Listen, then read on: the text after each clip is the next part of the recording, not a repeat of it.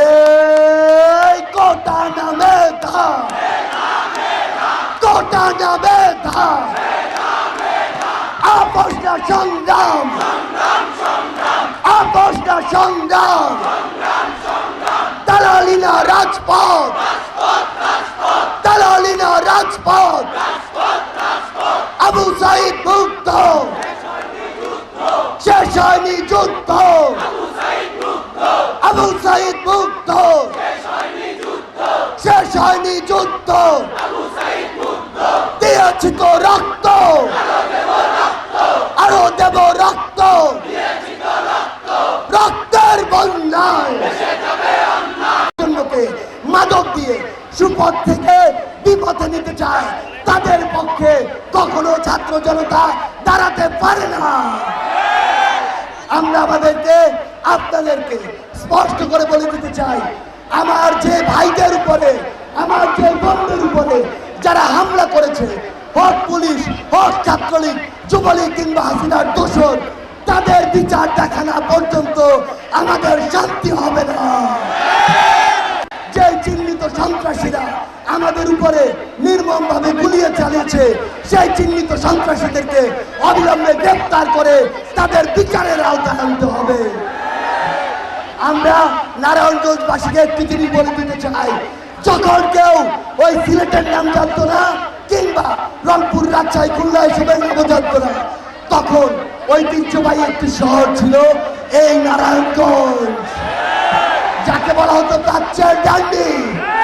সেই নারায়ণগঞ্জের গর্বিত সন্তান হচ্ছেন আপনারা।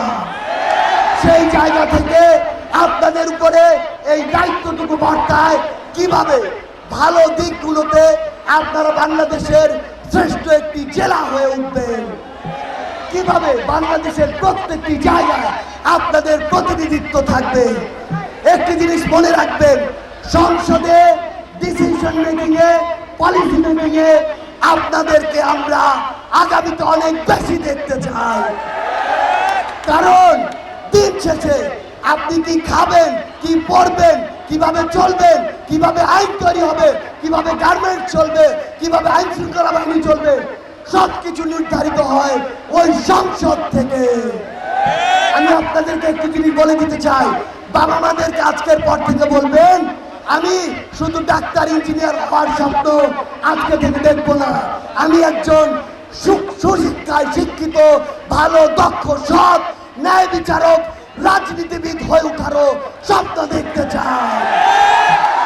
পরিশেষে আমার নারায়ণগঞ্জের রক্তক্ষয়ী 24 সংগ্রামের ছাত্র জনতা ভাই ও বোনদের উদ্দেশ্যে শুধু একটি কথাই বলতে চাই, কোন অপশক্তিকে কোনোভাবে 24 ছাত্র জনতার অভ্যুত্থানের যে স্পিরিট, সেই স্পিরিটকে প্রশ্নবিদ্ধ করার মতো কোন কাজ আপনারা কখনোই করতে দিবেন না।